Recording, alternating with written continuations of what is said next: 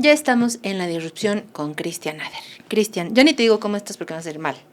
No, estoy súper bien. Ah, ¿cómo estás, Cristian? Increíblemente bien. Qué bueno. Sí, me levanté y dije, wow, vamos a iniciar este día con mucha enjundia, empeño, pues porque brilla el sol, respiro. No mientas. No, pues igual que siempre.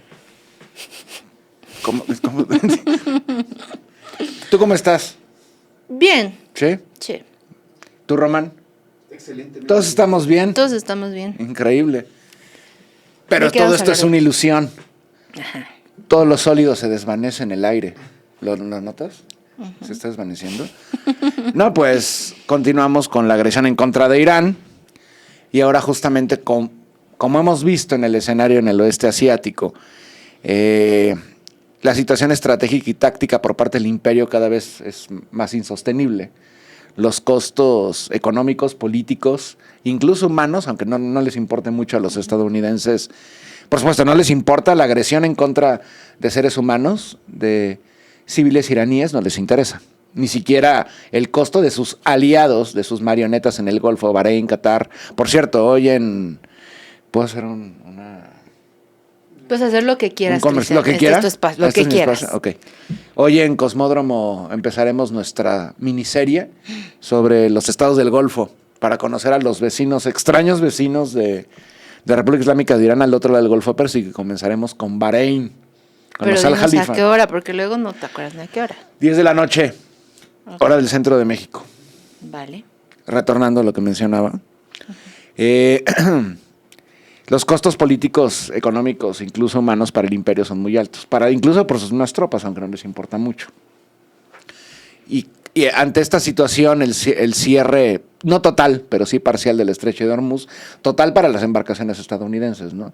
En torno a lo que declaró el gobierno de Teherán, cualquier país que rompa relaciones, que expulse al embajador de Estados Unidos, del gran Satán y del pequeño Satán del ente sionista, podrá pasar sin ningún problema por el estrecho de Hormuz, ya sea desde el mar Arábigo al Golfo Pérsico o desde el Golfo Pérsico al mar Arábigo, ¿no? Y hay algunas excepciones, como la República Popular de China, la Federación Rusa, la India, que se está negociando después de estas acciones prosionistas por parte del gobierno de Nueva Delhi de Narendra Modi. Se está negociando también con España, por la postura que ha tenido, bastante hipócrita también, del gobierno de Pedro Sánchez, el gobierno de Madrid. Y bueno, otros países amigos de la República Islámica de Irán. De hecho, han dicho que si hay comunicación y hay un diálogo, pueden permitir el tránsito de buques, principalmente los cargueros, ¿no? Los supercargueros de hidrocarburos. Ahora bien, ante ese escenario y a la derrota estratégica y táctica por parte del imperio, se está configurando en el contexto estadounidense, en primer lugar, la leva obligatoria, el reclutamiento forzado de tropas que no existía ya en el contexto gringo desde hace décadas. 1. 2. Recientemente surge un bulo dentro de los medios, los angloparlantes, los conglomerados mediáticos estadounidenses, las 4 grandes cadenas, ABC, CBS, NBC y Fox, que aseguran que el FBI dio informes de que supuestamente podría ocurrir un ataque en suelo estadounidense por parte, citando, células durmientes de la República Islámica de Irán, ¿no? Hay un meme, de hecho, rolando por ahí, que mientras los gringos leen a Tom Clancy es un autor estadounidense de novelas de militares, intriga, espionaje baratas, ¿no? Muy chafa, es como el Stephen King del espionaje, de la intriga política. Mientras ellos leen eso, justamente en Irán leen a Sun Tzu, en torno a cómo comportarse en la guerra y qué hacer durante la guerra, ¿no? Entonces, esta estrategia aseguran que va a haber ataques por parte de células durmientes iraníes. Por cierto, el chiismo, la resistencia chií, ya sea en Irán, ya sea en el eje de la resistencia o la llamada media luna chií, en el oeste de Asia, que abarca los territorios de Irak, de Siria, de Líbano. En ese contexto, el chiismo nunca ha actuado así. El chiismo no actúa a la usanza de lo que la cultura occidental ha impuesto en torno al Islam, del yihadismo. Que, por cierto, el yihadismo, como lo concebimos, de ataques terroristas, es un fenómeno moderno. De hecho, instalado por el mismo Occidente y por la hermandad musulmana en un principio, bueno, que aún lo sigue siendo en muchos aspectos, en algunos contextos funcional al imperio, a través de la ortodoxia, por ejemplo, wahabí, salafí, takfirí. El chiismo opera de una manera totalmente distinta. El chiismo siempre ha sido muy frontal y los métodos de resistencia también. Aunque en algunos casos de defensa nacional, como lo que hacía la resistencia chií en Líbano en los 80s, durante la agresión sionista, la invasión israelí, operaba para defender su territorio. Y recordemos una de las acciones más célebres de proto-Hezbollah, porque todavía no era Hezbollah, fue cuando atacan los cuarteles estadounidenses y los cuarteles franceses en suelo libanés. Que de hecho eso provoca que salgan los franceses pitando, ¿no? Pero en este contexto ellos no operan así, y menos por parte, estamos hablando de un Estado nacional, como la República Islámica de Irán, que en primer lugar no tiene tecnología, que es una lástima también, no tiene tecnología misilística para transpacífica, transatlántica, o sea, transcontinental, intercontinental. No tienen a la usanza norcoreana o la usanza rusa o a la usanza china, no tienen misiles que puedan atravesar el planeta.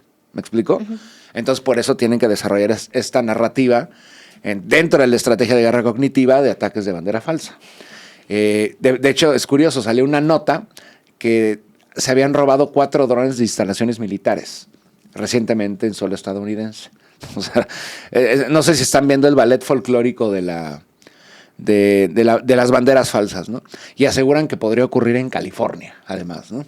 Bueno, muy similar a lo que ocurre en 2001. Cambian de escenario de la costa este a la costa pacífica, a la costa occidental, oeste.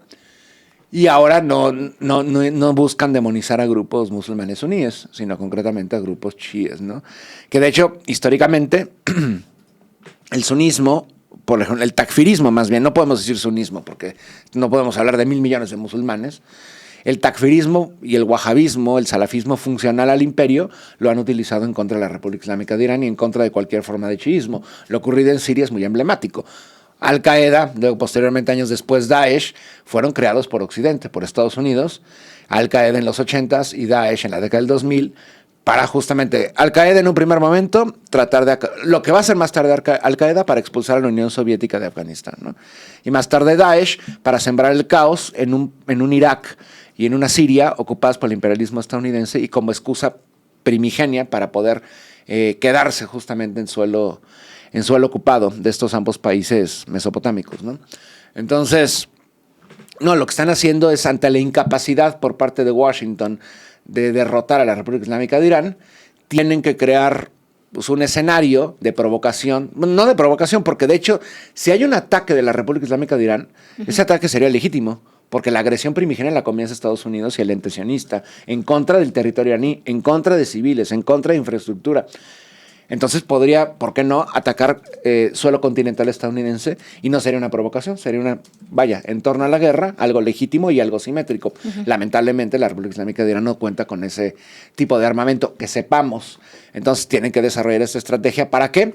En primer lugar, para buscar una aprobación por parte de la masa estadounidense, por parte del público estadounidense, porque incluso en el Partido Republicano, incluso en MAGA, hay una actitud antagónica a la agresión en contra de Irán.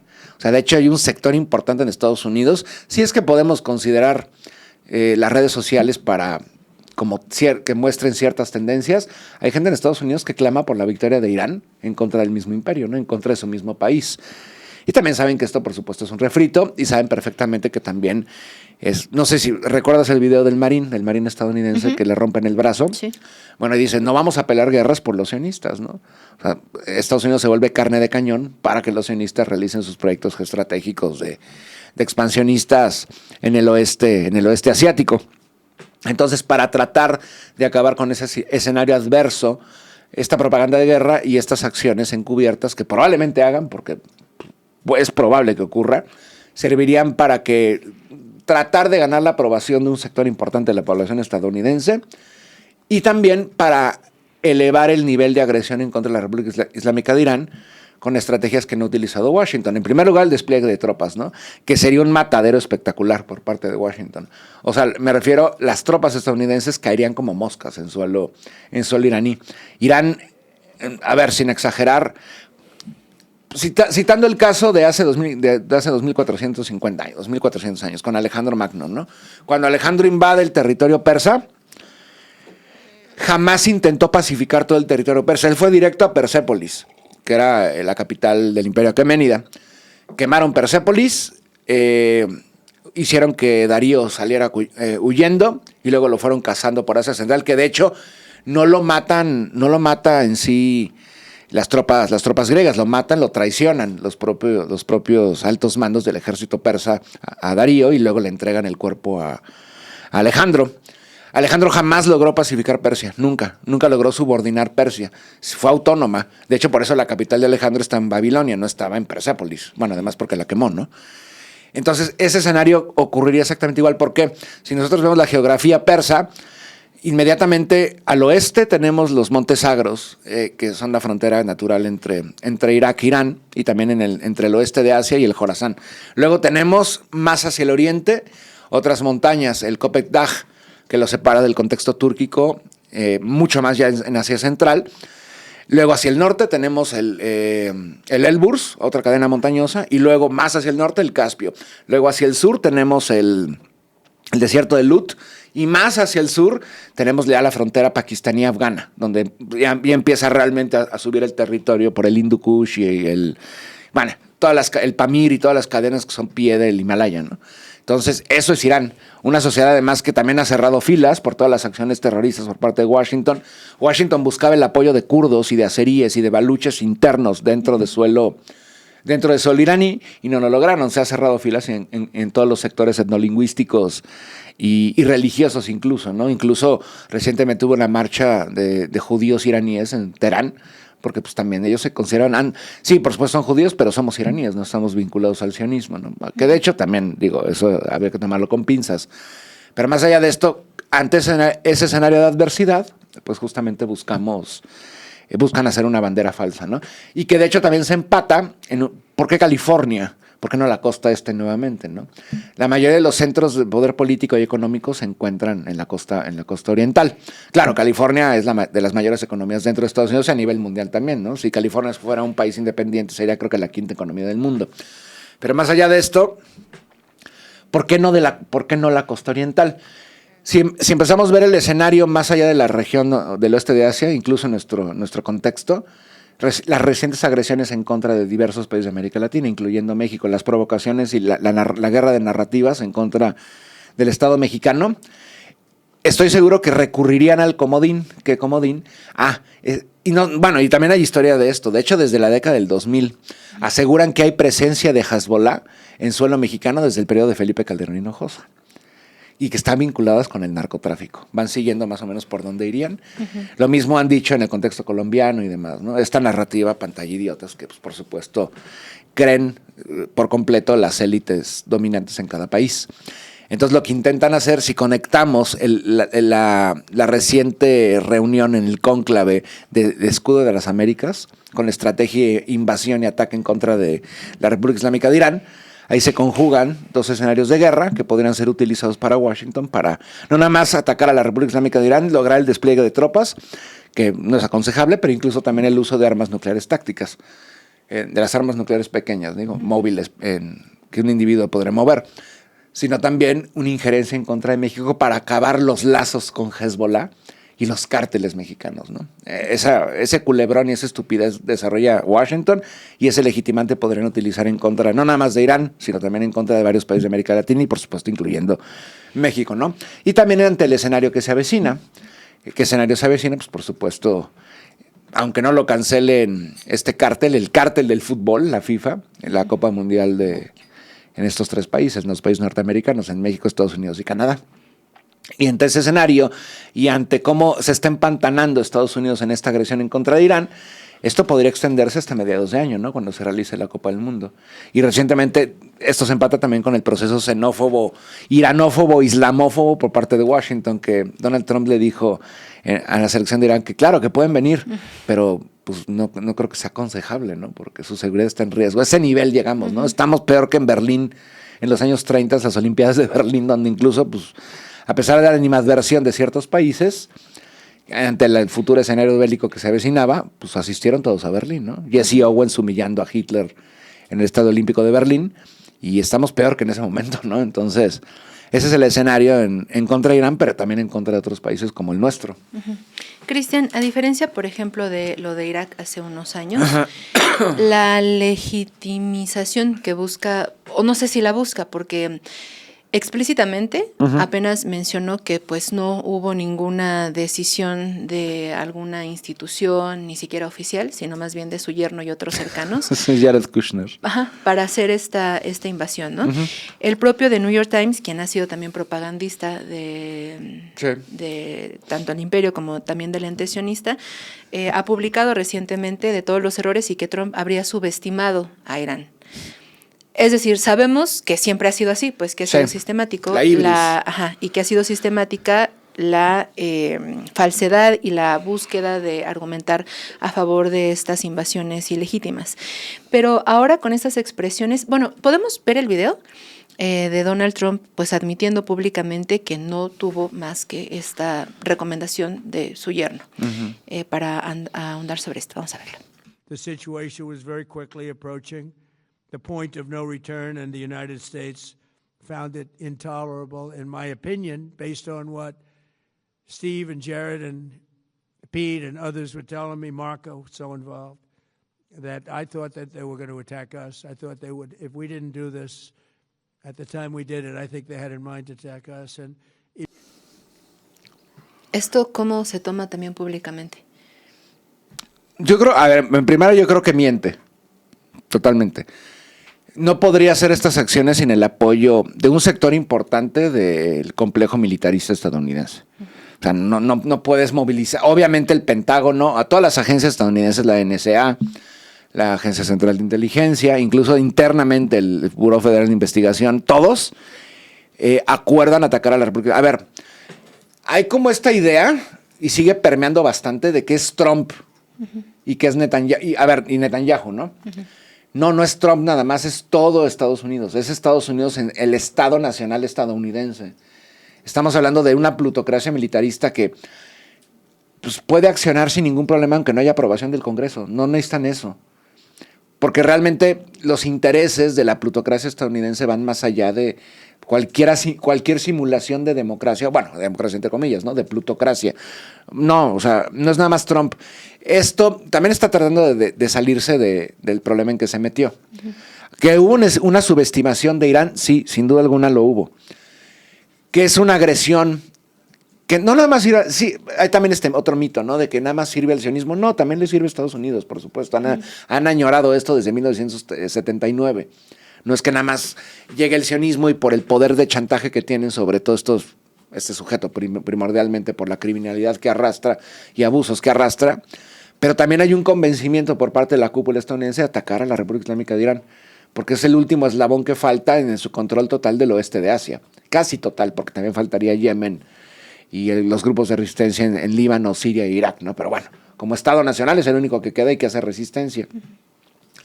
Entonces, ante este escenario, lo que estamos viendo es que trata de deslindar responsabilidades con su yerno, ¿no? Bueno, a fin de cuentas, Jared Kushner sí tiene un peso importante. Y también es representante de la plutocracia judío-estadounidense. O sea, a fin de cuentas es heredero, y han salido documentos recientes que es heredero también de las operaciones de Maxwell Epstein. Entonces, de que tiene un peso importante, pues sí, por supuesto que lo tiene, ¿no? Igual Witkoff y todos los demás. Pero si vemos a personajes como Hegseth, que también son ocurrencias, ¿no? A pesar de las ocurrencias en la cúpula, en lo visible del Estado Profundo Militar estadounidense, como el Pete Hegseth, o recientemente, no sé si vieron un acto público, si no me equivoco fue ayer o antier, de Donald Trump, que va a elegir para un puesto importante en Estados Unidos a estos peleadores de artes marciales mixtas. O sea, sin ninguna experiencia en el tipo. Bueno, muy parecido a Patel en el FBI. O sea, estamos hablando de ocurrencias, pero más allá de este espectáculo abyecto de todos los puestos que reparte Donald Trump, de la complicidad con con el clan Epstein y demás, estamos hablando de que Estados Unidos necesita de esta agresión en contra de Irán. Volviendo al escenario de la primera administración Trump, Trump es necesario para Estados Unidos. No porque sea un líder nato o porque sea un estadista o un ideólogo, no. Porque Trump interpreta un personaje. Y este personaje es un personaje cínico, sin ningún pudor, racista, supremacista, belicista, sionista a más no poder, vinculado a grandes sectores de la plutocracia estadounidense, del militarismo y por supuesto del sionismo. Trump es necesario para esta fase que está viviendo el imperio estadounidense, que tiene que mostrar su máxima agresividad en un periodo terminal.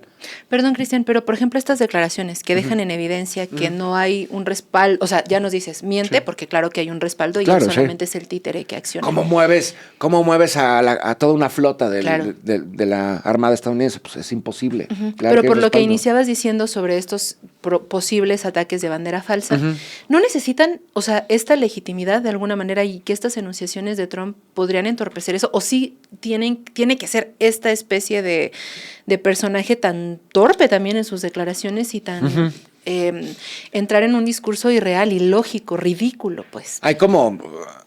Está digamos, la trama principal y luego están las subtramas, todo lo que se mueve por debajo del agua. A pesar de las torpezas e idioteces y comentarios racistas, supremacistas, xenófobos, la estrategia de Washington es muy clara: acabar con la República Islámica de Irán. O sea, ni siquiera cambiar, no les importa tanto el cambio de gobierno, lo que les importa es, en primer lugar, desmilitarizar a Irán, hacerse con los recursos, principalmente los hidrocarburos, y que ya no sea un impedimento para el proyecto sionista, porque a fin de cuentas el proyecto sionista, sí, busca cooptar, y ya ha cooptado, por supuesto, a gran parte de los sectores dominantes en Estados Unidos, pero también hay que entender al sionismo como una extensión del imperialismo angloparlante, primero británico y luego estadounidense. Eso ha sido históricamente durante 78 años. O sea, ha sido un laboratorio de guerra y un proyecto, una prefectura colonial que funciona Occidente. ¿Qué me refiero con prefectura colonial? Se coloca un prefecto, un mandamás funcional al imperio, y prácticamente tiene libertad de acción que le ha otorgado justamente el imperio en contra de sus vecinos para los procesos expansionistas que también están en función. Para un sector importante de la cúpula en Estados Unidos, que se ha dado cuenta que pues, el lobby sionista se ha adueñado por completo, lobby no nada más sionista, sino también incluso judío, a secas, ni siquiera vinculado con el sionismo, se ha adueñado por completo de todo el gobierno, a todos los niveles, nivel de condado, nivel de estado, nivel federal, y los tres poderes también. A pesar de ello, sigue siendo estructuralmente funcional el sionismo al proyecto estadounidense. El gran problema es ese, cuando el sionismo ya no es un instrumento, sino viceversa. Ahora el imperio ha sido instrumentalizado por parte del sionismo para cumplir sus expectativas. De hecho, es interesante porque hay dos escenarios. Uno, que todos los pequeños escenarios que engloben, ¿no? Uno, victoria estadounidense. Dos, derrota estadounidense. Ahorita lo que estamos viendo es una derrota. En esta primera fase de la agresión es una derrota por parte de Washington. Y una derrota estrepitosa que no veíamos desde Vietnam, realmente, ¿no? Bueno, en torno a ello, ¿quién sale ganando ante una derrota estadounidense? Por lo menos, en un primer momento, la República Islámica de Irán. Pero ¿quién gana también ante una derrota prolongada y definitiva de Estados Unidos en la región? El ente sionista. ¿Hasta qué punto? Si Estados Unidos sale de la región, pero se mantiene el proyecto sionista, para ellos que mejor, ya no hay ataduras. Entonces ya nada nos va a poder frenar para realizar este proyecto. Y si consideramos que el ente sionista es una potencia nuclear, química y biológica, sería importante, ¿no? Y que probablemente, aunque Estados Unidos ya no esté in situ dentro del oeste de Asia, van a seguir recibiendo el apoyo trillonario por parte de Washington. En ese escenario gana el ente sionista también, a menos que se logre desmantelar el ente sionista, a menos que avasalle la República Islámica de Irán al sionismo también. Pues ese es el gran problema de Irán. Irán no nada más se enfrenta al imperio, se enfrenta al sionismo y se enfrenta a todas las petromonedas. Estamos hablando de una gran parte de todo el poder vinculado a Occidente, digamos todo Occidente en contra de Irán. Eso es lo que estamos viendo en este momento, ¿no? Que no es algo sencillo. Por eso, cuando digo y cuando dicen los mismos iraníes que están planeando esta estrategia desde 1979, es tal cual, y una estrategia de guerra multidimensional en todos los niveles en un mismo momento. O sea, guerra digital, guerra mediática, guerra paramilitar, guerra dronizada, guerra con misiles hipersónicos, o sea, guerra tradicional, guerra y paramilitar, guerra militar, o sea, todos los aspectos de la guerra comercial, por supuesto, económica, ¿no? Entonces se está poniendo en práctica. Washington no previó eso, no estaba esperando una respuesta a la usanza iraní. Lo que no puede permitir Irán es que Washington se acostumbre al escenario y en este momento desarrolle nuevas estrategias para golpear a la República Islámica de Irán. Por eso solo tiene soluciones estrambóticas brutales. En primer lugar, continuar ataques contra infraestructura civil. En segundo lugar, la posibilidad de utilizar armas nucleares. En tercer lugar, el despliegue de tropas. El despliegue de tropas realmente estarían entrando directamente al matadero. ¿Le importa a Washington? No, por supuesto que no. Porque incluso podrían recurrir ejércitos nacionales, entre comillas, ejércitos nacionales, ¿no? Por parte de las petromonarquías del Golfo, porque realmente no es que sean tropas saudíes o tropas emiratíes o cataríes o bahreiníes o kuwaitíes, no, son mercenarios. Como lo han hecho en Yemen los emiratíes y los saudíes. Está compuesto desde colombianos, argentinos, mexicanos, sudaneses, senegaleses, de todo el mundo, siguiendo las órdenes de la cúpula, ni siquiera saudí, porque los comandantes son británicos, estadounidenses, incluso sionistas, ¿no? Uh-huh. Entonces, Estados Unidos está en una encrucijada de que mediante la estrategia que entre comillas, desarrollaron para atacar a la República Islámica de Irán, no pueden. Entonces tienen que pasar a otra estrategia. Y esa estrategia está muy bien. Para poder llevar a cabo eso, el despliegue de tropas, pues tienes que provocar algo monumental que provoque la indignación y que la población estadounidense apruebe o celebre la movilización de tropas, ¿no? Uh-huh. Además de uno de los ejércitos peor preparados del mundo, como es el estadounidense, porque Estados Unidos, desde comienzos de la década de los 90, ya no le apuesta a las tropas. O sea, no estamos en los 40, en la Segunda Guerra Mundial. No, le apuesta al poder militar desproporcionado y asimétrico, concretamente a través, por ejemplo, de jets de combate, ahora guerra dronizada, y aún no Estados Unidos, porque no entra ese juego todavía, misiles hipersónicos, por ejemplo, ¿no? Que no tiene esa supremacía que sí tiene en Irán y que sí tiene en Rusia. Cristian, también me gustaría si nos puedes explicar la situación en el Líbano. Ayer estábamos aquí dando la noticia de esta denuncia por el uso de sustancias químicas, sí, del glifosato, ¿no? Uh-huh. En aldeas del Líbano, y también de este desplazamiento forzado de más de 700,000 personas, el asesinato también de más o cerca de 100 infancias en el Líbano. ¿Qué está ocurriendo en el Líbano por parte del ente sionista también? El plan fundamentalista del sionismo más asqueroso, ¿no? De los judíos sionistas invasores que desde siempre, desde que se funda el proyecto sionista, han buscado adueñarse del Líbano. O sea, tienen un territorio libanés ocupado. Las granjas de Sheba es parte del Líbano y lo tienen ocupado. De hecho, hasta antes de la llegada de los sionistas, todavía con el Imperio Otomano, había problemas territoriales entre, las diversas administraciones otomanas en Palestina y en Líbano, en el Bajo Líbano, porque había una disputa, ¿realmente eso es territorio palestino o es territorio libanés? Por ejemplo, la Baja Galilea, dicen que no es palestina, sino libanesa, ¿no? Pero bueno, no importa, es de población nativa, ¿no? Ese no es el momento. Ahorita el objetivo es acabar con el sionismo. Lo que siempre han añorado el Líbano, ¿por qué? En primer lugar, por sus recursos. La capacidad del suelo libanés de producir. Pues bueno, para agricultura es fundamental, ¿no? De acuerdo al supremacismo judío-sionista invasor, lo que intentan hacer es, en primer lugar, reclamar que Galilea es suya. Pero no es así. Galilea es una región que abarca 4 naciones. Bueno, que abarcaba hace más de 2000 años 4 naciones. Y que de hecho el sionismo, en el siglo II, durante la dinastía Hasmonea, que gobierna en lo que es Judea, ellos expanden a Galilea. Galilea no era originalmente judía, era pagana, politeísta, cananea. Y viene un proceso expansionista en el siglo II antes de nuestra era para adueñarse de Galilea, de Perea, de Samaria, etcétera, etcétera, ¿no? Lo que estamos viendo es exactamente lo mismo, atacar a civiles de cualquier denominación. Por si no lo creen, pues ven el asesinato reciente por parte de un sacerdote de la Iglesia Católica Maronita, y hace menos de 24 horas de hecho creo que hace 3 horas, de 3 civiles libaneses, cristianos, aunque no sé si maronitas o ortodoxos, pero del sur del Líbano, ¿no? Y aquí se muestra justamente eso, ¿no? Que no es un proyecto nada más de corte islamófobo, sino también cristianófobo. O sea, lo que intentan hacer es acabar con cualquier población no judía y adueñarse de ese territorio. Y ese es el sueño de personajes como, pues, no sé, citando, porque siempre se menciona mucho a Itamar Ben-Gvir, uh-huh, o se menciona al ucraniano Smotrich y demás, ¿no? Pero rara vez se menciona, por ejemplo, a Daniela Weiss, que es la encargada de dictar todos estos planes a Netanyahu, que es de estos ultrasionistas, fascistas, cajanistas, sionistas revisionistas, que dice que hay que acabar con todas las semillas no judías de toda esta región, sean cristianas, drusas o musulmanas, ¿no? Uh-huh. Y estamos viendo eso, aunque Hezbollah ya comenzó, pues, justamente a responder a la par Obviamente hay coordinación entre la República Islámica de Irán y Hezbollah, ¿no? Esto no impide que lo que haga el ente sionista lo que siempre ha hecho, no nada más en contra de Palestina, sino también en contra de la población libanesa, ¿no? Citando casos como lo ocurrió en los 80s, ¿no? En Sabra y Shatila, que matan, no se sabe exactamente a cuántos, entre 3,000 y 5,000 personas en los campos de refugiados palestinos, además también a musulmanes chiíes libaneses, o masacres como las también del sur del Líbano, las de Cana, tanto en los 90s como en la década del 2000, 2 masacres distintas donde incluso vestidos de turistas entraban paramilitares sionistas a matar a población libanesa, ¿no? Uh-huh. Entonces, lo que estamos viendo es eso, el expansionismo y el afianzamiento de poder del ente sionista en suelo libanés.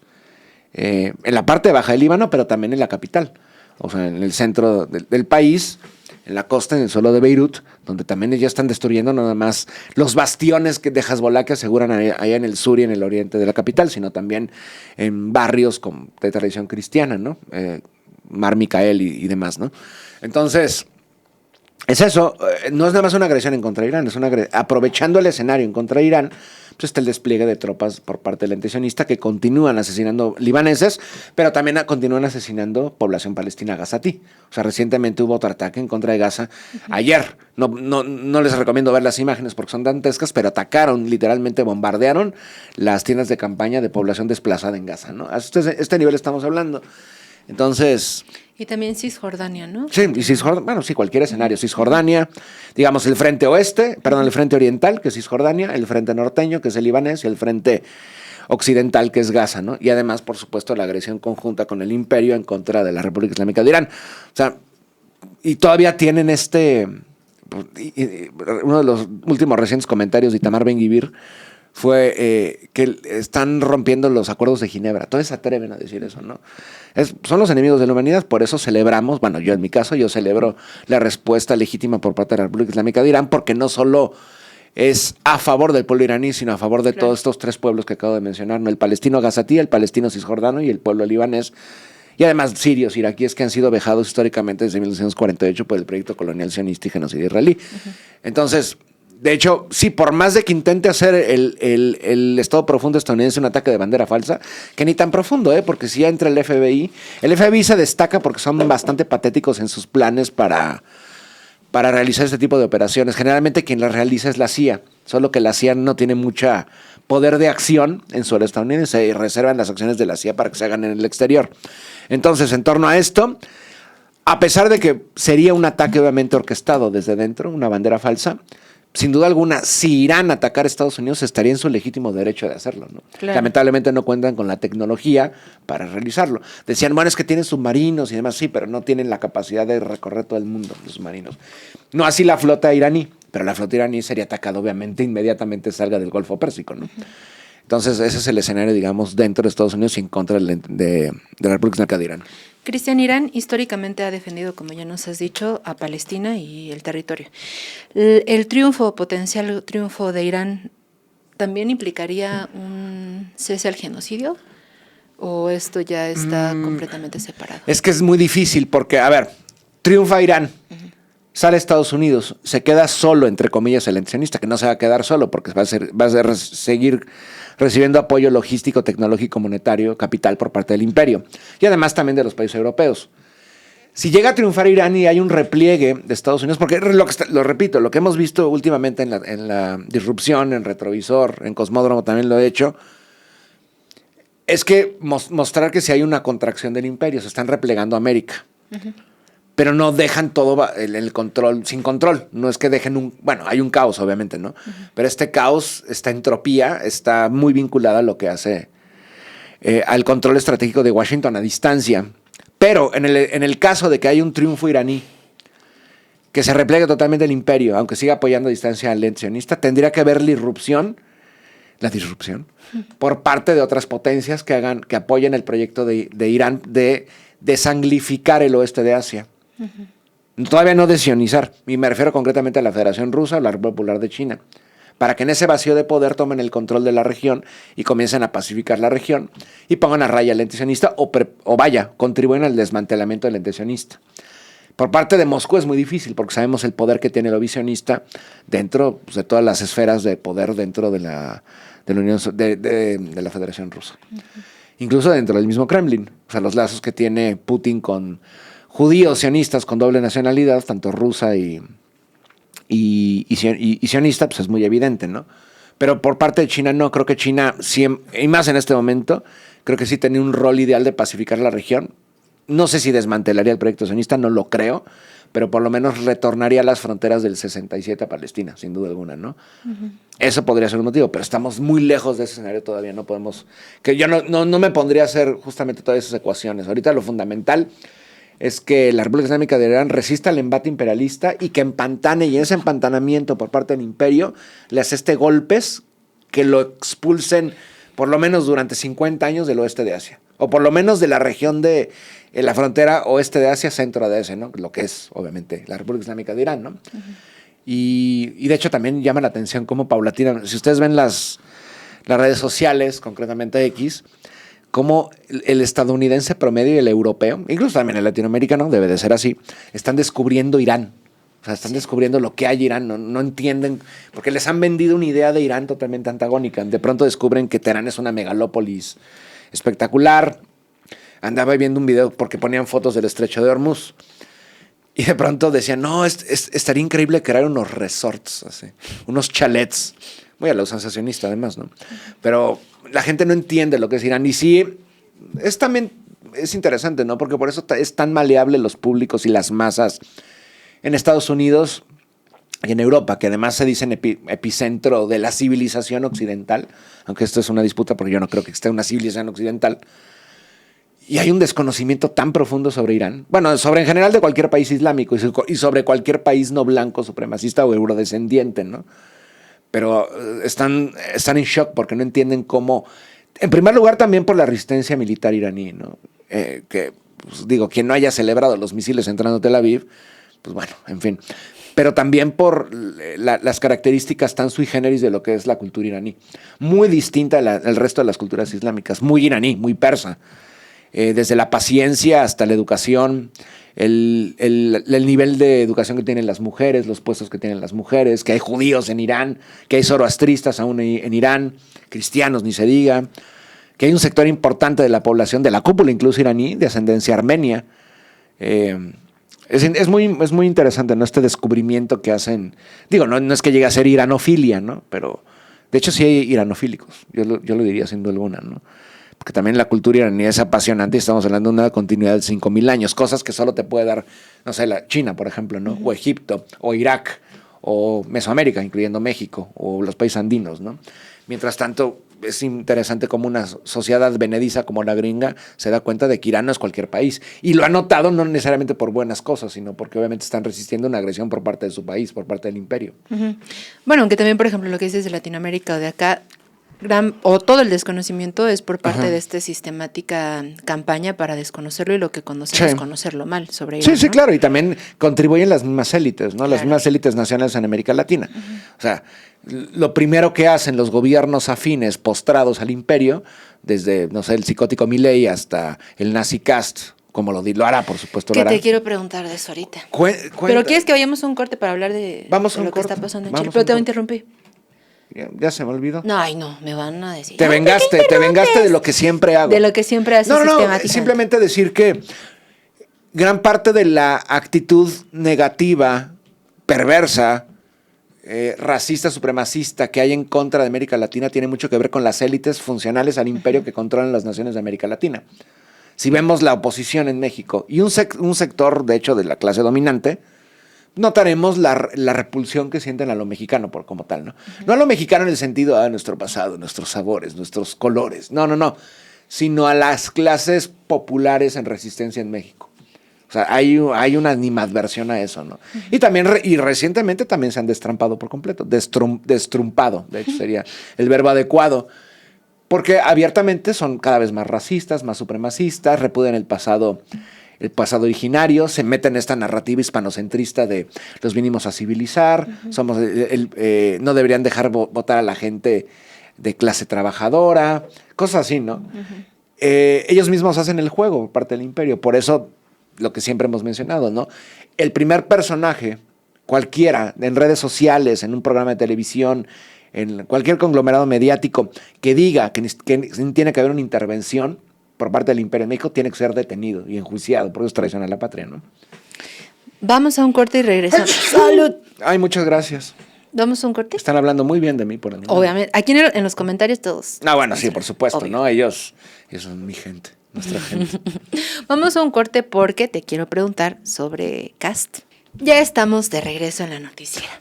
Bueno, ayer asume la presidencia de Chile José Antonio Cast, pero no solo él, sino, bueno, ya lo habíamos hablado hace un tiempo, cuando ganó las elecciones. Su secretario de Defensa, Ajá. pues, el ex abogado de Pinochet cuando estaba en arresto domiciliario en suelo británico. Ajá, son dos abogados, Fernando Barros y Fernando Rabat, defendieron a Augusto Pinochet. Sí, sí. Y también Pinochet. Judith Marín será la ministra de Mujer y Equidad de Género y es militante provida. Y exintegrante Excelente, del grupo excelente. evangélico Águilas de Jesús. Águilas de Jesús. Águilas de Jesús. Bravo. Pues ahí está el fascismo. ¡Bravo, Boric! Sí, ¡Bravo, Boric! Ay, que aparte ayer sonriendo y ahí, ay, no, Che, de güey, verdad. patético. Oye, pero además, Estás peor que Alberto Fernández, hijo. en sus primeras acciones de Cast, que eso, cuando le decimos nazi, no es porque estemos inventando algo, sino su padre, ¿no? Sí, era un Es nazi. O sea, era un nazi.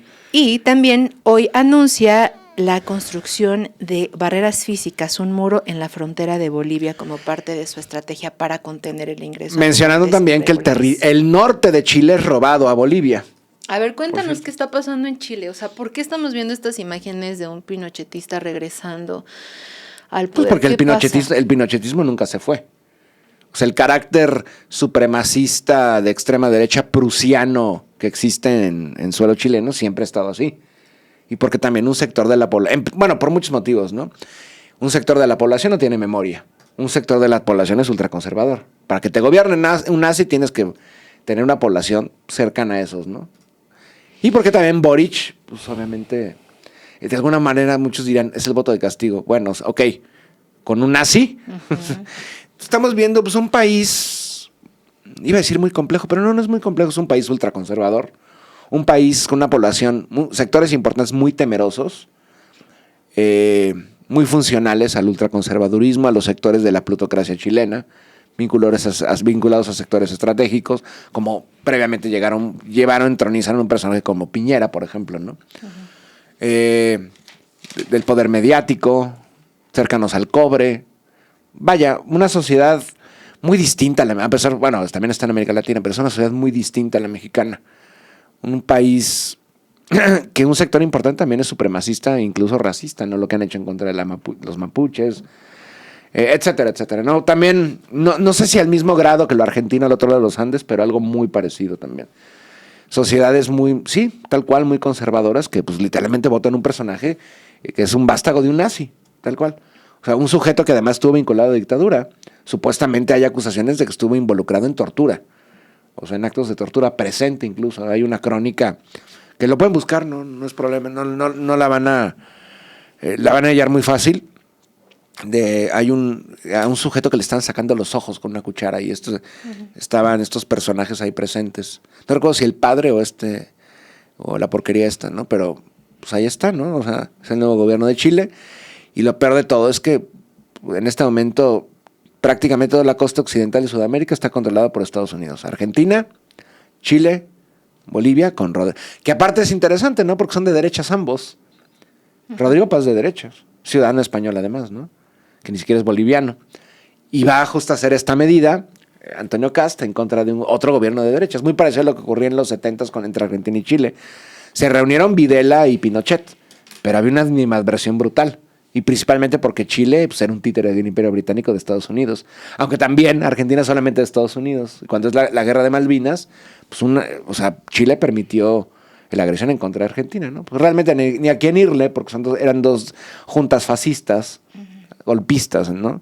Y lo que estamos viendo es eso, un plan Cóndor 2, y lo repito, Argentina, Chile, Bolivia, Perú y Ecuador, todo el mundo andino, bueno, excepto Colombia, totalmente subordinada al imperio, ¿no? Súmenle Paraguay, súmenle ya en Centroamérica, Salvador y Honduras. Y por eso digo, ¿hay un plan Cóndor? Sí hay un plan Cóndor. De hecho, mucho más explícito que antes y mucho más sencillo, a través de las mismas instituciones de la democracia liberal burguesa de cada nación. Y aquí está el resultado, ¿no? Sé que a lo mejor este tema dará para un retrovisor completo, pero ¿podrías explicarnos como historiador, y Epa. como buen entendido? ¿De los vinos chilenos?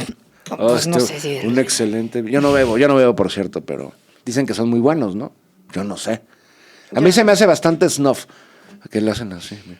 No, pero aparte tienes que agarrarla, Oh, sí. bueno, no sé cómo, pero la copa. Suave licor. Y no te lo tomes. Suave licor, dulce tormento. Bueno, a ver, o sea, ¿cómo ocurre? Boric llega en un momento también de colapso y de una resistencia importante. Sí, la resistencia estudiantil, la Exacto. resistencia mapuche. O sea, todas las promesas que se hizo. Salió del movimiento estudiantil. Exacto. ¿Cómo en tan poco tiempo, o sea, puede ocurrir esto? Ya nos dices que gran parte de la sociedad chilena es ultraconservadora. Un sector importante, no Un sé si sector toda, pero muy importante. Tiene mayoría, o sea, él sí Sí. llegó de una manera legítima. Sí. En el caso, por ejemplo, de Argentina, donde ha habido también represión, una reforma electoral casi electoral del trabajo. Es que estoy yo enojada es que, con lo que pasa. Imagínate cómo, o sea, estás en México, luego, Y luego en Chile, en Irán, Argentina, Estados Irán, Unidos. Samoa Occidental. No, una reforma de las horas, no de las, mira, Ya no hice nada. ya no laboral. dije nada.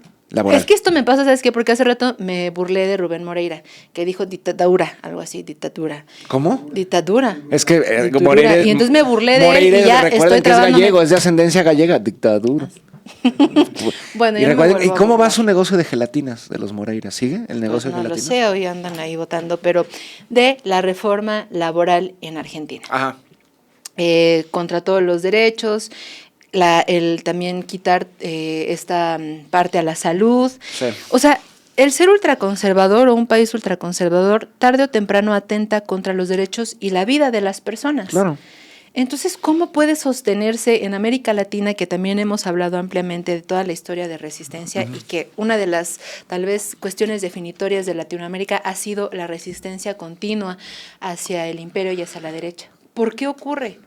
Yo O sea, en creo, un sentido general, pues. creo que analizar cada caso es distinto, ¿no? La casuística de cada nación. Creo que Argentina es muy distinto a Chile y viceversa, igual con otros países. Tiene que mucho que ver, yo creo que desde la historia, desde el tiempo colonial virreinal, ¿no? Bueno, ni siquiera virreinal, no era virreinato. La capitanía, creo que era Capitanía General de Chile. Desde ese momento era una sociedad muy ensimismada, muy aislada también. Al igual que Buenos Aires, por ejemplo, en el contexto virreinal, eran sociedades muy lejanas del Imperio Español. No había este dinamismo cosmopolita que, por ejemplo, había en el Virreinato de Perú, o en Nueva Granada incluso, bueno, obviamente en Nueva España. Y de hecho, también se modifica mucho, como que hay una protección a las tradiciones siempre, ¿no? A lo íntimo de, pues en este caso, el cristianismo, por ejemplo, ¿no? Y los buenos valores. Y que, bueno, es lo que vean lo que pregona Cast, por ejemplo, ¿no? Pero también ya en el periodo, al igual que en Brasil, en el periodo ya independiente, eso de hecho es interesante con respecto a Argentina, la masa de migrantes que llegan, solo Argentina es muy emblemático, italianos, españoles de todas partes de la península ibérica, croatas, franceses, alemanes, galeses. A diferencia de otros países, por ejemplo Argentina, el 20% de la población solamente es mestiza o indígena, el 80% es eurodescendiente. O sea, mezclados entre ellos, pero no generalmente con la población indígena. Entonces desarrollan una idiosincrasia muy distinta. Sí, hablan español, pero de hecho yo veo la historia de Argentina más cercano a la historia estadounidense en su desarrollo poblacional, demográfico, que al resto de América Latina. Chile no necesariamente igual, porque sí hubo un proceso de mestizaje mucho más amplio, pero también las cúpulas que han gobernado históricamente Chile son así.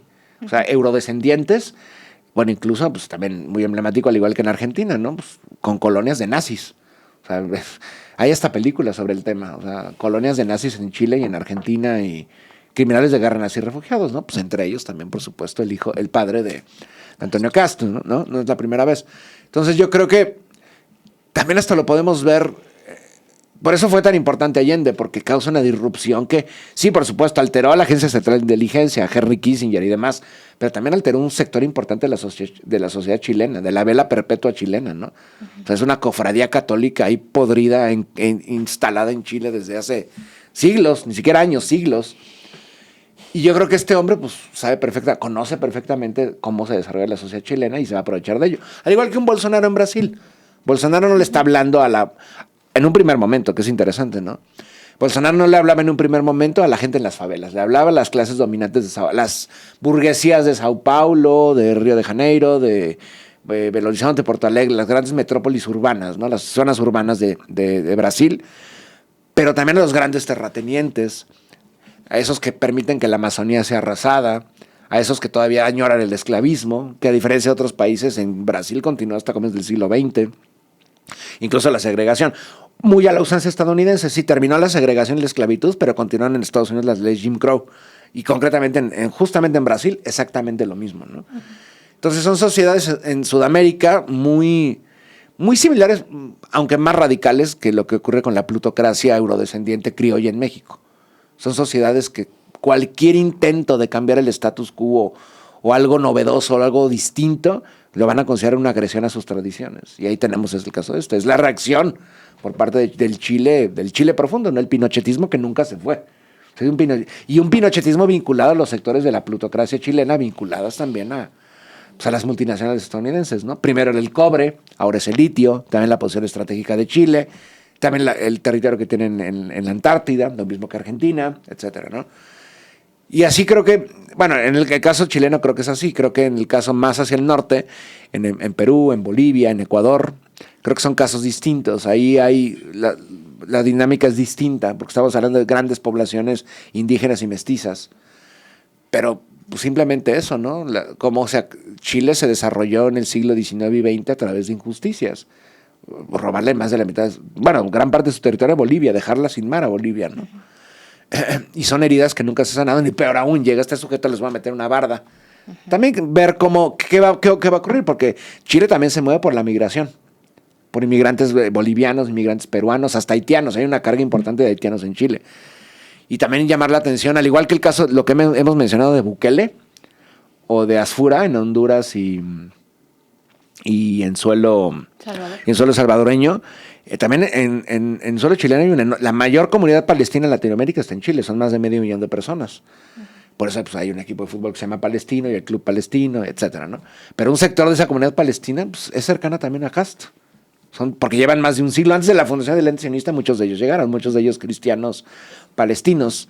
Entonces, es de pronto todo lo que toca a la derecha lo pudre, ¿no? Pero no podríamos decir realmente que la izquierda, Boric no es de izquierda. Esta socialdemocracia que también es funcional al imperio, y al igual que Alberto Fernández le puso el tapete de oro, el tapete de oro. Bueno, también está interesante. Te resbalarías mucho en un tapete de oro, pero la alfombra roja a Milei lo hizo también Boric justamente con Castro, ¿no? Entonces, de hecho, hasta estuve buscando, ¿será Boric Boric creo que es de ascendencia croata, no es serbio ni bosnio ni nada. Y dije, ¿estará vinculado a los ustachas colaboracionistas con los nazis? O sea, yo en mi mente podrida, tratando de encontrar vínculos entre nazis y ustachas refugiados en Chile en la posguerra de la Segunda Guerra Mundial, y no. Pero pues ahí tenemos, ¿no? El pinochetismo que nunca se fue. Es muy parecido no sé quién lo hizo eso. Crearon una estatua de Pinochet como en una hielera de paletas. Uh-huh. Y ahí estaba el cuerpo de un maniquí o una escultura de Pinochet en refrigerada. Ahí está. Siempre vuelve Pinochet. Hay una película, de hecho, no sé si la han visto. No sé cuál es el director. Igual me podría ayudar Román en controles. Se trata de que Pinochet es como un vampiro. Es muy buena película. Es un humor negro bastante ácido. Está buena, es chilena. Y pues es la tragedia chilena, ¿no? Que se suma a la tragedia argentina, la tragedia boliviana, la tragedia ecuatoriana y, por supuesto, la peruana también, ¿no? Y tiene menos de 24 horas en el poder y está causando disturbios, problemas con un vecino que también es de derechas, Rodrigo Paz, que gobierna en La Paz. Un ciudadano español, tercer presidente de esa familia que gobierna Bolivia, además, ¿no?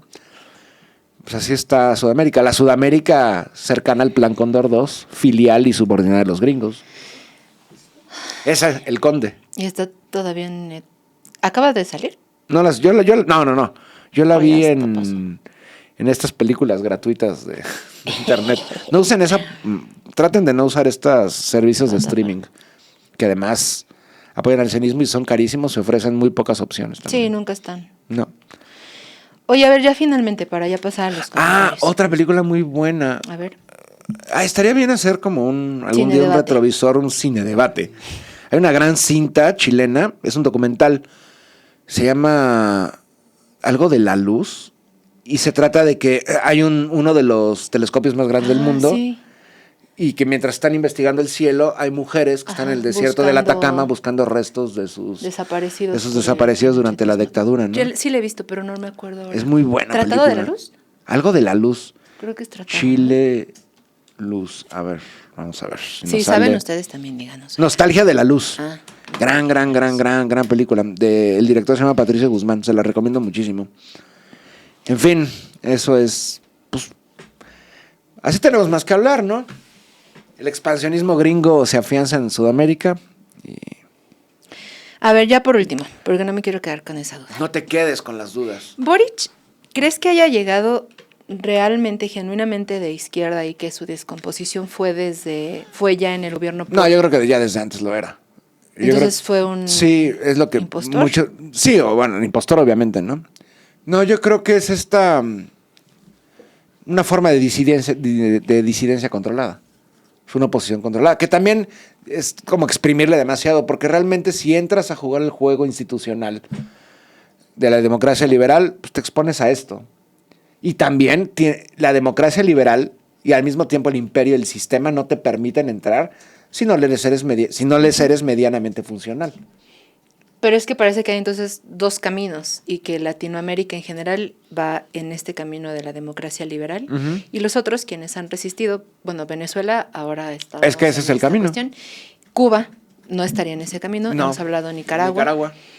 No hay otro camino. ¿Es la resistencia? ¿La sumisión eso? o la resistencia? Sí. Bueno, igual lo podemos llevar a otro extremo, ¿no? Patria o muerte. Es eso. No necesariamente la muerte física, ¿no? Pero la muerte de tu soberanía. Ahí se termina tu soberanía. ¿Qué soberanía tiene Chile? O Argentina. Ahora sí la última. Ya sé que esto La vamos a última y hablar nos la vamos. última y nos vamos. Con todas las diferencias claras entre Chile y México. Pero ya que nos has hecho como una especie de recorrido de la historia en Chile y tal vez por ahí una luz que nos pueda aproximar a por qué regresa el pinochetismo, ¿crees que en México sí sería probable que regrese la derecha más Pregúntale a Harfuch. conservadora? ¿Cuál es el fuerte de Morena para 2030? No hay más. ¿Quién es el papá de Harfuch? ¿Quién es el abuelo de Harfuch? O sea, el objetivo era crear bases dentro de un nuevo partido, ¿no? ¿Dónde están las bases? ¿No tienes otro personaje que elegir? O sea, ¿y está eso o está el PRI y el PAN? ¿Quién es Susano Juicio votaría por el PRI y el PAN? Pero hay opciones, ¿no? ¿Qué otras opciones No, tenemos sí, ahorita? ayer justo No, pues hablábamos veremos cómo de- se va configurando todo para 2030. Pero yo no veo, dentro de Morena, ¿qué otra opción ven? Ayer hablábamos de Buenrostro. Ujú. Muchos dicen Clara Brugada. Yo no veo a Clara Brugada para 2030. Muchos dicen a Noroña. No lo creo. Ariadna Montiel. No creo que tengan... Ahorita los personajes más populares dentro de la 4T es Harfuch. Y están cerrando círculos en torno a él. No le va a gustar a Marcelo Lecuna. y a ver, digo, genuinamente, pero pues no nada más lo de sus padres y su abuelo, ¿no? Todo lo que previamente a llegar a cuando estaba en Guerrero, cuando estaba en Michoacán, entre comillas, ¿no? O sea, no, están las instituciones añejas, las dinámicas añejas de poder en México, también están a veces metidas dentro de lo novedoso, dentro de la 4T, por ejemplo. O sea, porque también es el mismo modelo institucional, no ha cambiado realmente. Las instituciones son muy parecidas. Y lo que te lleva al poder también, por eso vuelvo a lo mismo, ¿no? Washington tenía tres opciones. Un nuevo fraude en contra de Obrador, permitir que pasara, o un nuevo fraude y un levantamiento generalizado. Pues, obviamente, más económico y más efectivo, pues es que permitieran que López Obrador estuviera. Que fuera cambios importantes, incluso algunos estructurales, pero en un cambio absolutamente, un giro totalmente radical de 180 grados hacia una democracia emancipatoria de izquierdas, ¿no? Y eso fue lo que ocurrió. Lo mismo, y te venden a... Boric es un producto muy parecido al Trudeau en Canadá. O a Macron en Francia. Boric es un producto mediático. Un producto mediático distinto. Un producto mediático, pero por ejemplo también un producto mediático lo es Milei. Son productos gestados dentro de los medios y incluso los medios digitales, plataformas de video y redes sociales. ¿Y qué fue? Pues ¿qué es más decepción? ¿Milei o Boric? Pues Boric. Milei sabíamos, la gente sabía lo que tenía, ¿no? La basura que era. Boric, pues lo construyeron como tal y acabó siendo esto, ¿no? Y en el caso de Harfuch, claro, estamos adelantándonos de algo que no sabemos si ocurrirá, pero también vendría muy bien a la estrategia de seguridad de Estados Unidos Claro. y la lógica que ha implementado. Y el trato que tiene con la embajada estadounidense es muy bueno. Entonces, ustedes empiezan a juntar. Ahora, Ajá. si tenemos fe en la gente. No, pues en si el tengo pueblo, fe en la gente, pues... que, por ejemplo, ahora con esto de la reforma electoral, quienes votaron en contra y quienes, bueno, hace rato que veíamos todas las declaraciones, por supuesto que hay un enojo y seguramente eso se verá reflejado en las urnas. La politización del pueblo mexicano, que no es, me parece, artificial, ¿crees que eso podría eventualmente no dejarse engañar? No me refiero solamente a cualquier candidato o candidata, pero que ahí tengamos un seguro de la izquierda. Pero a ver, o sea, la izquierda siguiendo dentro O sea, de... no tanto de un personaje, sino de principios y de izquierda. Por ejemplo, bueno. esto de no sometimiento hacia Estados Unidos, de democracia. Sí, pero eso yo no creo que sea labor del gobierno, del Estado. Yo creo que es más bien de la gente, del pueblo, de la masa. Una masa politizada, radicalizada. Y también el sistema de partidos en México te impide tener eso en el gobierno. O sea, un nivel que enfrente directamente al imperio no lo vas a tener. O sea, no vas a tener un personaje que literalmente le ponga freno al imperio en México, no. Pues, la embajada estadounidense sigue abierta aquí. O sea, no es que hayan roto relaciones ni nada. Sigue habiendo diálogo. Y a fin de cuentas, tanto en el gobierno de la Ciudad de México, el gobierno de Claudia Sheinbaum, el gobierno en Washington y en Ottawa, los tres quieren que se mantenga el sistema del capitalismo neoliberal a través de la negociación del Telecán. O sea, todo eso sigue. Mientras tanto tienes a masas de gente, agricultores, pequeños campesinos y demás, pues que buscan que se acabe eso, porque los últimos 30 años ha sido una pesadilla, comenzando con el maíz transgénico y demás. O sea, también hay que entender qué izquierda, qué izquierda, hasta qué alcances tiene la izquierda, qué entendemos por izquierda. Digo, que la 4T tiene ciertos, claro que los tiene, tanto López Obrador como Claudia Sheinbaum, ¿no? Pero tiene sus límites y no van a pasar esos límites. ¿Por qué? Pues porque ni siquiera están, institucionalmente no están, pertenecen a esas mismas instituciones. No a otras que romperían con el orden burgués imperante, dominante, funcional de alguna otra manera al imperio, ¿no? Como en Chile. Bueno, en Chile ya es Sí. ya que votes por un nazi también. Y además de estos nazis nuevos, ¿no? Que como lo decían los sionistas, los grandes judiófobos y antisemitas serán nuestros grandes aliados. Ahí lo tienen. Un nazi como Kast vinculado a los intereses geopolíticos del sionismo en suelo chileno. En suelo chileno y en argentino. Recordemos lo que está haciendo el sionismo en ambos lados de los Andes, ¿no? Pues el plan B incluso del sionismo. Por las tierras raras, las materias primas, recursos madereros, agua potable que tiene en la Patagonia y en el sur chileno, ¿no? Yo sé que hay maneras de no desenmarcarse del imperio y las hemos hablado ampliamente y lo acabas de mencionar. Sin embargo, el hecho de la no participación de México en este escudo de las Américas y la contestación de la presidenta Claudia Sheinbaum sobre qué bueno que sabe que no está, y que dice explícitamente Donald Trump que sí, que no aceptamos ninguna injerencia. Lo explícito que ha sido también el que casi el 80% de las armas ingresan de Estados Unidos y que son quienes arman a los cárteles. Ese posicionamiento, aunque ya sé que no es desenmarcarse porque no va a pero es ocurrir, importante. pero es importante. Y que lo diga explícitamente, que no se ande con ambivalencias, no, que se lo diga directo a Donald Trump. Bueno, en parte, porque no le dice todo. No le va a decir, el narco es gringo. Ustedes son los narcos. Un poquito, ¿no? Pero, no? A ver, infiere que el poder armado del narco es Sí, gracias a es Estados Unidos. Estados El poder de entrenamiento y logística es gracias a Estados Unidos. Pero al mismo tiempo sí hay militares que se entrenan también en Estados Unidos. Claro, sí. No, militares que luego fundan su emprendimiento. No necesariamente una narcotiendita, ¿no? Pregúntale a The New Generation. Bueno. Malo. Vamos a leer sus últimos comentarios. Soy bien contras, ¿verdad? Ajá. Soy contras, no de la contra. No, jamás. Ay, bueno. Ah, sí, Raquel Buenrostro fue aquí. Ayer estábamos diciendo eso. Dice aquí, cuidado Carolina, la última vez que Cristian habló de cine hizo 2 transmisiones, una de 8 horas y otra de casi 7 hablando solo de cine de terror. ¿Te gusta el cine de terror? Me fascina el terror, la ciencia ficción. ¿No sabías? No. Raquel Buenrostro. Rachel Goodface. Yo confiaría en Raquel Buenrostro. Rachel Goodface.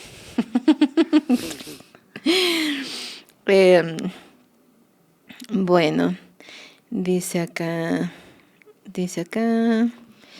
para mí Clara Brugada, Ebrard, que Ebrard también es otro tema. Dice, organicen por favor un cine debate. Tenemos tantas cosas, tú tienes tantas cosas pendientes. Román tiene tantas cosas pendientes. No, Román está trabajando. Y nosotros no. O sea, sí, pero... O sea, venimos a jugar aquí, Carolina. No, obvio no. ¿No? Pero Pues es que estaría... Sí, pero es que a veces entiendan que luego no hay tiempo, ni energía. No hay tiempo, neta, no hay tiempo. Creo que pero no, ahorita sí hay hay- que hacerlo. Pero ¿cómo, pero ¿cómo haríamos el cine debate? No sé, pues yo creo que ponemos un peli, autor, ponemos una peli. y luego la comentamos. Y la comentamos, podríamos hacerlo. Pero así en mensajes. Sí, a ver, ¿qué opinas del periodo de los años 50 de Ingmar Bergman? ¿Tienes problema de que haya sido un nazi en su juventud? Porque eso fue una decepción. Una de mis películas favoritas es de Bergman, pero en su pasado fue un nazi. O sea, cuando en Suecia cuando se convenció del nazismo y luego renunció al nazismo. ¿Se puede separar la obra del autor? Yo creo que no, pero aún así me gustan sus películas. Nada más quería... Igual que Kurosawa, proimperialista en Japón. Dice aquí Irma, como lingüista que soy, respeto y admiro a Nader porque como etnohistoriador es el mejor. Muchas gracias, aunque la etnohistoria... Yo pensé estudiar etnohistoria, pero ahí hay unos prejuicios en torno a los etnohistoriadores. ¿Por qué? Pues porque dicen, te vas a morir de hambre si estudias historia. Pues Con los con etnohistoriadores igual, y antropólogos también. Filósofos. Pero es interesante porque dicen, es que nos enfocamos en los pueblos sin historia. Eso dicen, ¿no? Pero no es así, todos tienen historia, solamente que también hay un prejuicio a los pueblos que desarrollan escritura y demás, ¿no? Pero es muy interesante, ambas se me carreras. están yendo unos... qué chin. ¿Qué está pasando? Es que no, ustedes no están para saberlo, pero en esta aplicación que tenemos, o sea, se van los que ya están hasta arriba. Sí, Pero ahorita nos pero pusieron... también aquí en el chat tradicional en Ay. YouTube se desaparecen los primeros comentarios, se va actualizando y no los puedes ver hasta que ya queda grabado fijo El comentario. el video después de la transmisión en vivo. Eso es un problema, yo tenía ese problema en vivo, cuando hacía en vivos en mi canal. Dice aquí Estrella Marinares que dice, esto de las derechas latinoamericanas demuestra la importancia de crear cuadros políticos que emerjan de los pueblos originarios o al menos de los pueblos politizados. Y sobre todo que en esos cuadros que se crean, la regeneración orgánica, siempre. O sea, porque no puedes... Vaya, en algunos casos sí, porque también se convierte en líderes morales, éticos, ideológicos. Pero pues también tienes que permitir que ocurra un cambio generacional. Porque justamente se tienen que adaptar a los nuevos escenarios también. Pero eso también tiene que ver con toda la pedagogía de la política. Eso sí me parece que se intenta hacer. Con todas las trabas que está habiendo con la reforma electoral, pienso que lo que ha enunciado la presidenta, no porque ella sea tal vez quien esté obligada a hacerlo, pero desde Andrés Manuel López Obrador me refiero, como a un cambio de visión profundo en, por ejemplo, quiénes son los servidores públicos o los gobernantes. Y entonces que no debe recaer en ellos como personalidades, sino antes los principios. Y eso sería lo que permitiría, o no, ya me estás haciendo caer. No, estoy pensando. No. O sea, por ejemplo, esa... Pero vas a poder cambiar a todo el sistema, por ejemplo, toda la burocracia de ascendencia priista, ¿la vas a poder cambiar? No, es difícil. pero Tienes debe haber un principio para bueno, eso. sí, hay principios, pero tienes también que generar nuevos cuadros. Sí, también, porque si no vas a llenarlos de priistas. Exacto. Monreal. Hablando del cascajo. Pues sí. Monreal. Pero por algo debe ¿Qué empezar. hace ahí ¿Qué hace ahí? Le hicieron una carota. Bueno, a ver, A ver ¿qué hace si- ahí Monreal? Pues jala muchísimos de las tribus del extinto PRD. No descanses en paz, PRD. Y antes el priismo. Pues Es una lapa incrustada ahí, y les da pánico sacarlo. Porque pues, por eso sigue ahí. Pero- Imagínate como operador político todo lo que sabe y todo lo que mueve Monreal. Pero justo hacia eso, creo que por eso justo se encaminaba esta reforma. que la traba es la propia clase política. Ujú. Pero ahí estarán también los votos de las y los ciudadanos. Ay, acá dice Francisca, estoy impresionada de este joven Nader. ¡Qué bárbaro! Gracias, Me dio Francisca. una cátedra de historia de Medio Oriente. Felicidades al programa. Bravo por estos jóvenes que conocen mucho. Saludos desde Chihuahua. Y Un nos manda saludo así. a Chihuahua. Oye, ¿es correcto decir Medio Oriente? Si eres un europeo eurocéntrico, sí. No somos. Ah, no, pues no. ¿Cómo debemos nombrar? Mashrek. Mash, Mash, rek. Rek. O ¿Qué significa? oeste de Asia. Oeste de Asia. Mashrek es más bonito porque pues, es en el árabe, en lenguas semíticas, que son nativas del oeste de Asia. Mashrek quiere decir oriente y Magreb quiere decir, no quiere decir como tal, no es una traducción exacta, más bien sería como del lugar donde se pone el sol y donde sale el sol. Magreb es donde se oculta el sol, donde se pone el sol. Luego, por ejemplo, Sahel quiere decir, si no me equivoco, la costa. ¿Costa de qué? Del Sáhara, del desierto. Lo ideal es decir Magreb y Mashrek, depende. Si estás hablando del norte de África, pues es el Magreb. Estás hablando del oeste de Asia, o sea, Península Arábiga, Mesopotamia, o sea, Siria, Líbano, Jordania, Palestina, Irak, eso sería el Mashrek. Ok. Los Petroemiratos, Kuwait, Abu Dhabi, Dubái. No es por corregir a Francisca, sino No, porque no. yo también a veces digo, No, pero he se escuchado entiende. que no es, porque es en la sistemática de educación que Sí, hemos estamos recibido. educados así. Es muy difícil. A ver, yo de vez en cuando digo todavía Medio Oriente. Es que es la manera en la que tal vez se entiende, pero Sí. es una visión eurocentrista, ¿por qué? Pues porque Medio Oriente, ¿para quién? Para el europeo. Ok. O sea, de hecho, los invito, amable público, a buscar cartografía neurocéntrica, o sea, mapas desde otra visión. Por ejemplo, los que el norte es el sur, África, África, hay un mapa bellísimo, bellísimo. De hecho, sí, lo he querido imprimir, pero es carísimo. Sí, es en alta ¿Por qué? calidad, porque tiene que ser en alta calidad para que se vea todo, ¿no? Es cómo sería África, más bien la realidad africana antes de la irrupción de los imperios coloniales europeos. Entonces, son así como 3,000 países, bueno, no países, identidades distintas. No hay estos países así, estas divisiones arbitrarias, son cuadros, ¿no? Como lo que ocurría en México. Que pues, si ustedes ven Nuevo México, Arizona, Nuevo México es un cuadro, así. No, eso no. Y, por ejemplo, Sudáfrica parece ser el norte. O sea, no hay norte ni sur. Porque, pues, obviamente, el norte no es que sea más importante el norte del sur. Es que simplemente Europa está, digamos, en el norte, es septentrional. Entonces, los mapas de China, que China parece como así, son increíbles. Y nos llevan a ver también vernos de una manera distinta, ¿no? Desde lo más útil que puede ser un mapa. Porque incluso cómo nos ubican espacialmente, geográficamente, está subordinado a... El colonialismo. Incluso el tamaño de Europa, que la hacen más grande. Pues ¿sabían que Europa occidental y central toda cabría en México? Ahora lo saben, ¿no? Entonces, también en la proporción de Estados Unidos, que es más grande en los mapas, pero realmente no es tan vasto. Cómo hacen a Rusia más chiquita. Es muy interesante. Hay que hacer un retrovisor con ese mapa. De cartografía. Sí, estaría bien cartografía. Sería muy visual, sería interesante, ¿no? Porque en la realidad no hay una arriba y una abajo. No. Y la manera en la que vemos el mundo Sí. es también colonial. Sí, totalmente. Ay, Dios mío. Bueno. Y esos conceptos también, por ejemplo, en la misma Europa, pues lo hemos mencionado muchas veces, Europa no existe como continente, es parte de Asia.